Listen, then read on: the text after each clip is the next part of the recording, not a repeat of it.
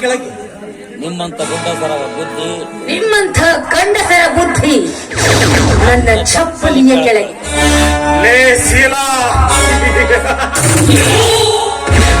ಇನ್ನು ನಿನಗೆ ಸೊಕ್ಕು ಮುರಿದಿಲ್ಲವಲ್ಲ?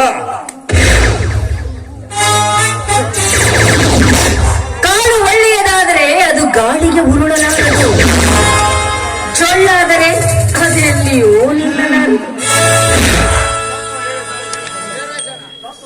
ತಪ್ಪ ಹೇಳಿ ನನ್ನ ತಲೆ ಕೆಡಿಸಿಕೊಳ್ಳಬೇಡ. ತತ್ವಹೀನರಾಗಿ ಅಂತ್ಯದಲ್ಲಿ ಅಯ್ಯೋ ಎನ್ನಬೇಡಿ.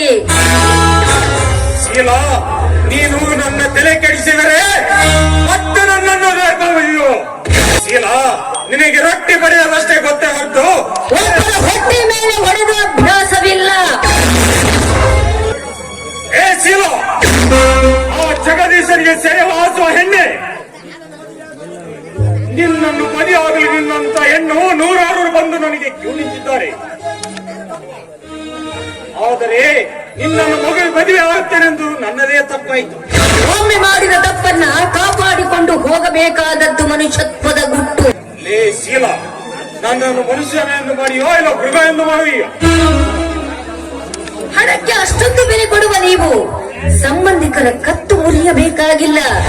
ಯಾವುದಾದ್ರೂ ಬ್ಯಾಂಕ್ ದರೋಡೆ ಮಾಡಿದರೆ ಸಾಕಲ್ವೇ? ನಾನು ದರೋಡೆಕೋರನಲ್ಲ. ಹಾಗಂತ ಹೇಳಿಕೊಳ್ಳುವ ಮನುಷ್ಯ ಇನ್ನೂ ಹುಟ್ಟಿಲ್ಲ, ಹುಟ್ಟುವುದೂ ಇಲ್ಲ.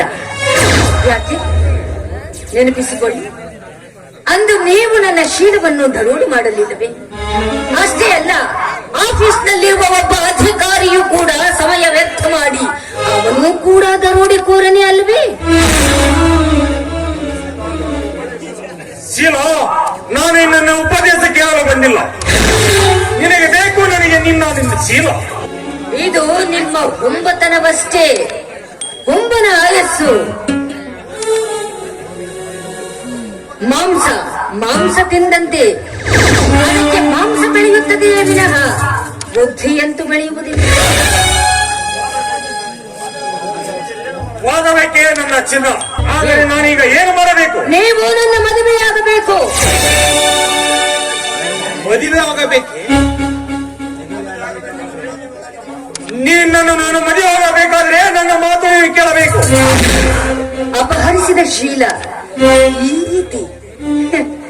ರೀತಿ ನಿಮ್ಮಿಂದ ನನಗೆ ಸಿಗುವುದಾದರೆ ನನ್ನ ಬದುಕೇ ಸಾರ್ಥಕ. ಅಷ್ಟೇ ಅಲ್ಲ, ನಿಮ್ಮ ಮಾತನ್ನ ಖಂಡಿತವಾಗಿಯೂ ನನ್ನ ತಾಯಿಯಾಣೆಯಾಗೂ ಮೀರುವುದಿಲ್ಲ. ನಿನ್ನ ಮಧುರ ಕಂಠದಿಂದ ಮೂಡಿ ಬರಲಿ ಒಂದು ಮಧುರ ಗಾನ.